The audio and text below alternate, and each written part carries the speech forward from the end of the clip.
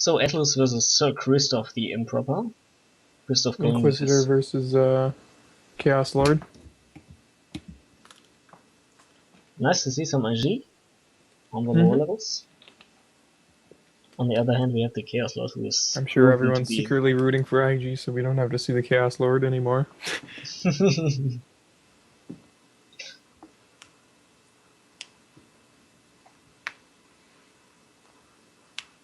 Yeah, and again, big shoutouts to all those more pro players who are supporting this event by referring all these games.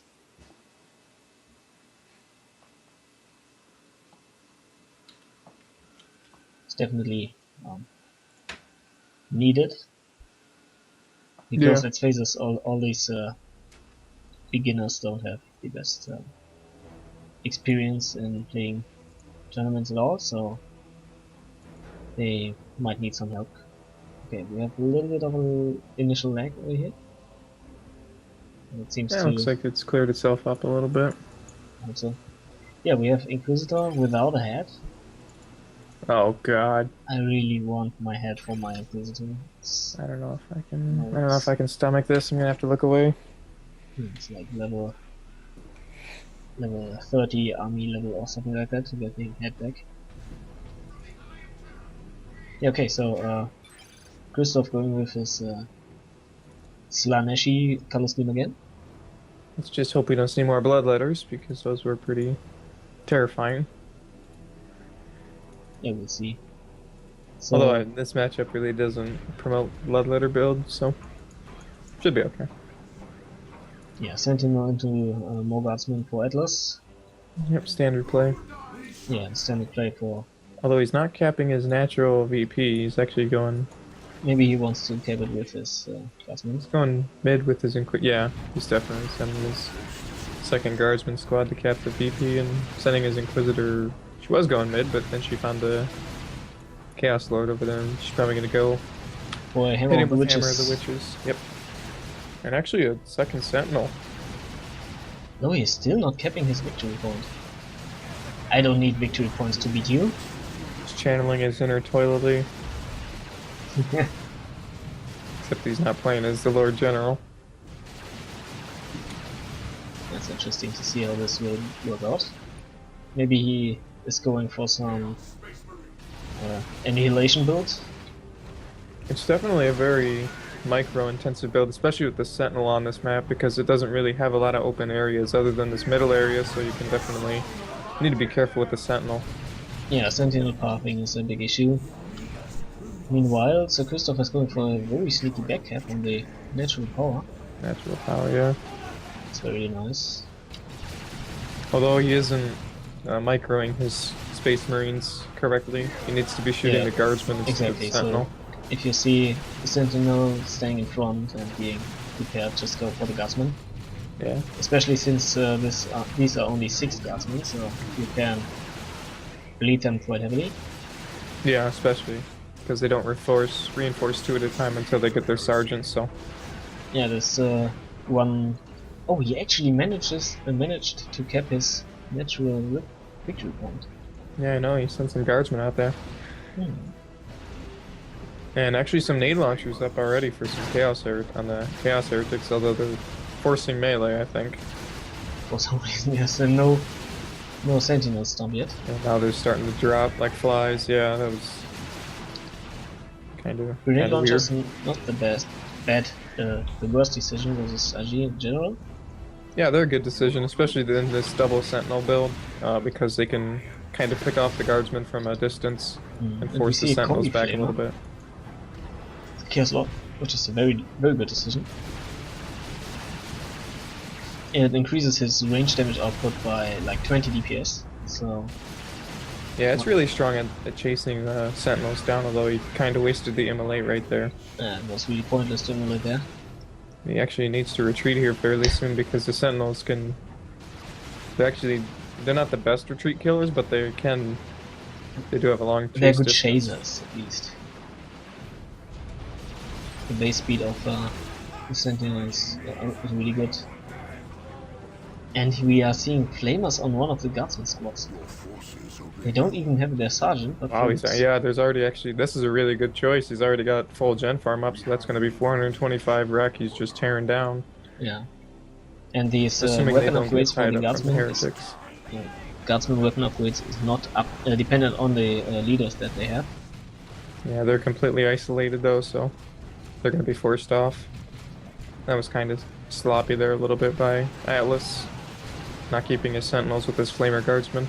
Yeah, but good idea. Look at this lone guardsman repairing the sentinel. He's the only one on the guardsman squad who's got a pair of balls. Everyone else is scared. And we do see spotters on the field for some reason. He's probably expecting a Havoc squad to come out from Christof, so... Yeah, and to be honest, I would have expected it as well. Oh, and one of the sentinels is gonna fall here, surely. The bolt pistols. They don't do much damage, but they do... Oh, actually, he lets it get away. 1 HP. The spotters. There's a shell dropping. You could actually still kill it with the... Oh... Just one pistol shot would have killed it. I'm eager to see if he actually can repair the sentinel. I've been playing this one game where my opponent couldn't repair the sentinel because it was dropping below 1 HP, like 0.5 HP or something like that, and repaired it. He's gonna be able to repair that, yeah. But he can. And actually, some raptors on the way for very late Christof. raptors. Yeah, I was actually just kind of expecting him to just try to straight tech through this and probably get out a fast vehicle. Maybe even a dreadnought would have been good against these double sentinels because his opponent isn't gonna be getting out any tier 2 units for a little while here. But yeah, not only that, the sentinels haven't upgraded to the ground pound. Yeah, so they're still fairly squishy compared to what they have with the ground pound. Second grenade launchers up. It's not really an unexpected choice. It's a pretty good decision there. I mean, his melee guard or his melee heretics weren't really doing much of anything other than bleeding him a lot, which... I mean, really, look at Atlas' build. He isn't investing. He isn't even reinforcing his guardsmen. He's running with his 3 flamer guardsmen who doesn't have any other. Yeah, both of his guardsmen squads actually have 3 models, so he needs to be careful with that. I mean, we have the full repair capability. It's no problem on mid at this point, but. And oh, this is a dead Chaos Lord, surely. If the Sentinels chase, which they are. Which they should. Yeah, they should. And they got. Yeah. That's a big blow. Can go to tier 2 as well, so. He's gonna be faced with a decision. Finally, Atlas is upgrading to one of the guardsmen, sergeants. And he is tier 2. We might see a quick Chimera or a Bane Wolf. Yeah, a Bane Wolf would be really strong here, yeah, considering it just melts the heretics. And the power farm and like everything. And he's about to have enough red, like 2 red left. And he only needs a little bit of wreck. Inquisitor on retreat. Aren't exactly doing too much against those Chaos Raptors. He has the first ground pound. Yeah, he's got the ground pound on both of his sentinels now.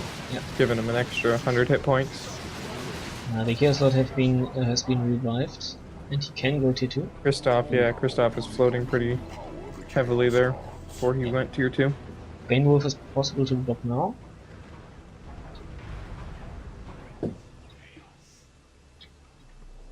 And Atlas is doing it really well. Yeah, he's applied a lot of pressure, although he's behind a little bit in VPs somehow.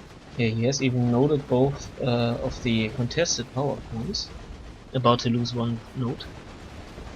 That's still, I mean, that gives him valuable scouting information on where his opponent's heretics are and stuff, so that's not I mean, that's a good investment. Not only that, but it denies him that any extra additional power income. I still wonder why he's not capping stuff up. Yeah. He's going for overruns. I mean, he's basically pushed up to his opponent's gen farm. It feels like he should have a lot more of an advantage than what he really has at this point. Yeah.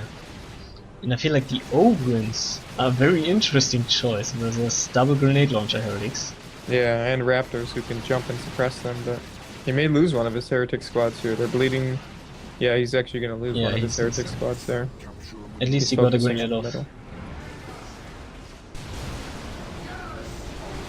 Christof is struggling at the moment. I think actually, yeah, he can get out of Dreadnought right now, so that would be probably his best option. That's probably what he will go for. Or he goes balls and just goes for tier 3 at this point. Which would be really ill-advised. Yeah, that would not be the best of decisions. Also could pick up Marcus Zinch on his Chaos Space Marines to help further deal with those Sentinels. Yeah. Especially since the Ogrins are there. I mean, he Yeah.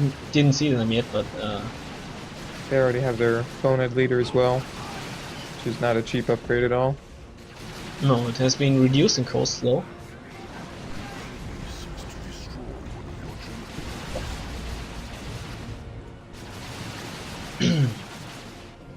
And yeah, he is picking up a Dreadnought, that's a good choice. I mean, Ogrins are going to be dealing pretty nice damage to it, and if he picks up the double missile launchers Atlas does on his Sentinels, then he'll be in a good position to deal with it. But that's quite the investment. Yeah, TGZero is going to drop again.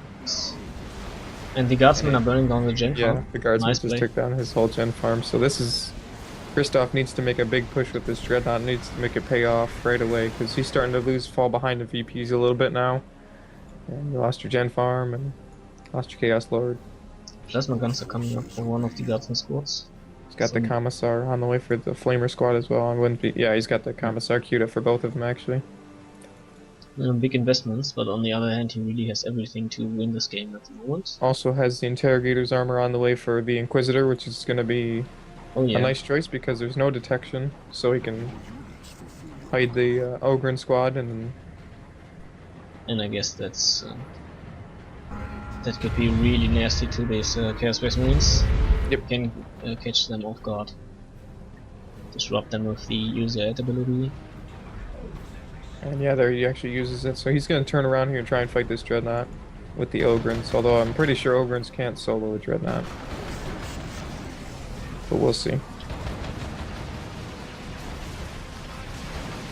And actually, it's not Wow. even Look at this attacking the Ogrins. And there goes the jump to suppress them. Nicely done. He needs to get his Dreadnought out of here. Oh, he even got a special attack, which is nice. Spread don't need to go. And lose it. They actually loses Raptors here as well. Yeah, they're gonna go down. Oh yeah. So a And the little Chaos bit of Lord sloppy gets play stunned by up. Christof. And he's gonna lose his Dreadnought as well. Yeah, this is... They're the Zinch Marines. Not doing enough, I feel. a little bit late there.